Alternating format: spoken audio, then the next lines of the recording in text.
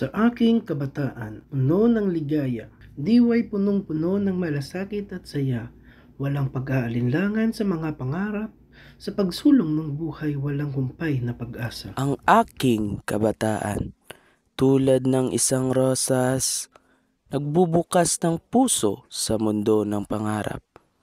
Mga pangarap na kay laki at kay lawak. Nais lumipad, nais makamtan ang tagumpay. Mga larong bata, masidhing kaligayahan, habang ang araw ay sumasalubong sa umaga, pagtakbo'y sayaw, ngitis sa mga labi. Kahit walang kapantay, init ng iyong pag-asa.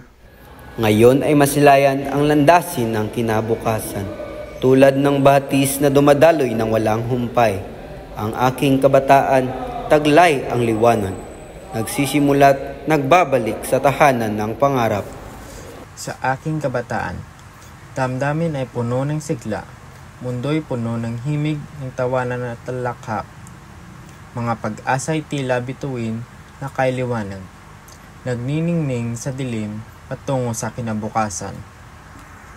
Bawat umaga, bagong araw na kay ganda. Sama-sama ang mga kaibigan, magkasama sa tuwa. Habang lumilipas ang mga oras sa magaan, walang pag-aalinlangan, puno ng pangarap at galak. Sa aking kabataan, buhat puno ng kulay. Walang pangamba, walang pang-alinlangan.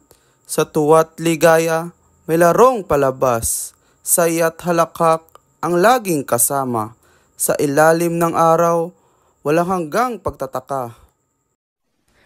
Ang aking kabata by Jose Rizal is a poem that highlights the importance of loving one's native language as an expression of patriotism.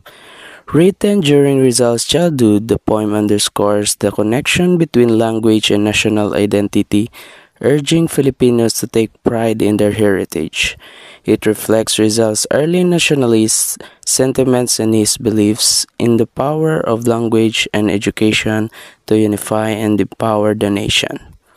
The poems serve as a call to preserve and celebrate Filipino culture, laying the groundwork for the patriotic ideals that Rizal would continue to champion throughout his life.